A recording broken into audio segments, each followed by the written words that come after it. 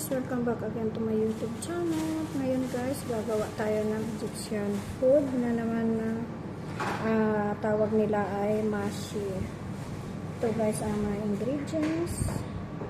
Ito, green pepper, white eggplant, tomato, kamatis guys, sibuyas, onion, saka coriander leaves, dill, at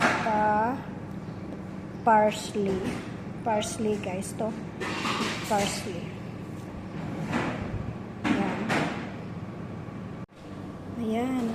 Ayan guys, ito na, yan niya oh, pinanyan niya. Tapos na kasi ito. Oo, tapos na yan, ganyan lang oh. Ganyan lang, ganun. Oo.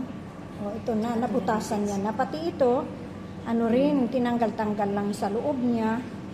Tapos itong, ito na yung mga, dahon, chinap-chap ko.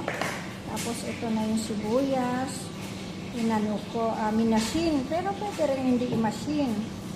Tapos ito yung, kamatis. Blend namin to. Naging ganyan na yung kamatis. Blend na yan, guys. Na-blend na yan. Guys, isang blender na kamatis ay dalawang cups na bigas. Ito ang bigas na gagamitin para Egyptian Egyptian rice guys. Ang ginamit dito, Egyptian rice yan. Tapos ang mga ingredients naman, mamaya pag ginisa na natin, ito na yan. Ang asin, magic sarap siyempre, Maggi, black pepper, nutmeg, gustative sa Arabic, tapos garam. Garam, kapag walang garam ay 7 spices. Meron kasi yung 7 spices, pwede yun. Tapos cumin, ito cumin, kasali rin yan.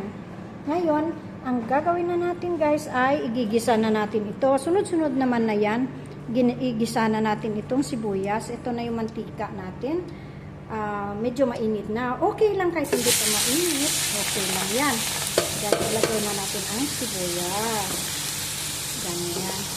Ito na guys.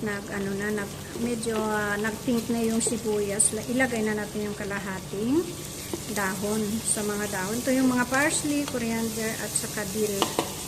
Kalahati lang ilagay natin kasi mamaya pag nalagay na natin ang bigas, isasama rin yung kalahati. Papakita ko rin sa inyo mamaya. Ngayon, ilagay na rin ang mga ito guys. Sige, ilagay lahat. Yan. Ilagay natin lahat yan. Tapos, ilagay na rin guys ang kamatis. Okay lang yan. Sabay-sabay na yan sila.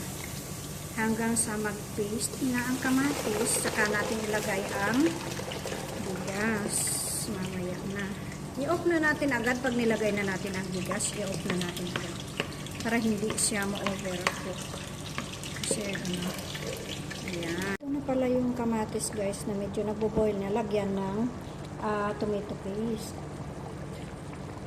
Tomato paste. Ganyan. Ganyan ka. Ito yan. Medyo nag-blurred kasi yung usok. Yan.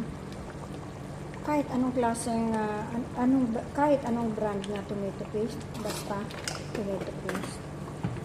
Tapos nasa sa inyo kung gusto niyo medyo maanghang, pwede niyo lagyan ng sili. Ito yan. Flakes. Okay na yan. Kasi gusto nila yung medyo maanghang. Yan. Naging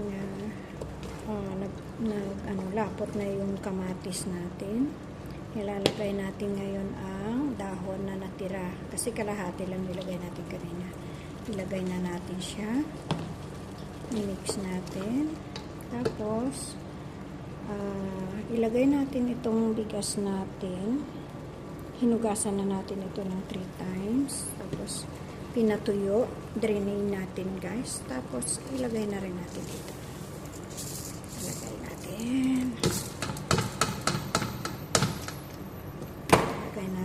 I-off na natin ang apoy natin para hindi ma-overcook yung rice. I-off na natin ang apoy. Mix natin. Ganyan. Ayan. guys. Tapos na siya. Tapos lalagyan na natin ng yung mga talong, lalagay natin ng rice. Lagyan natin ng rice sa loob.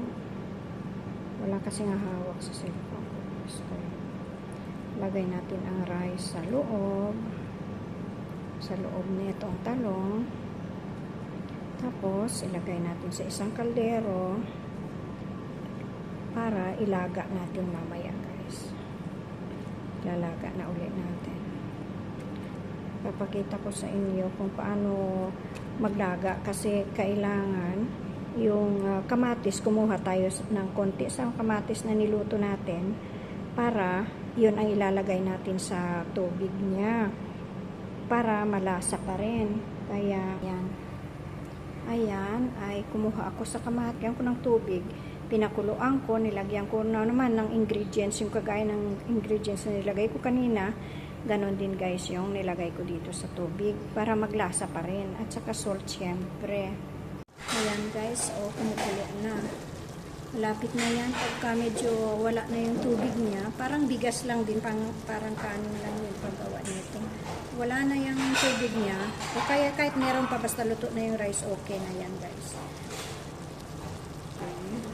Ito na. Ready na ito kunting ano lang, basta luto niya. God bless you everyone. Thank you for watching.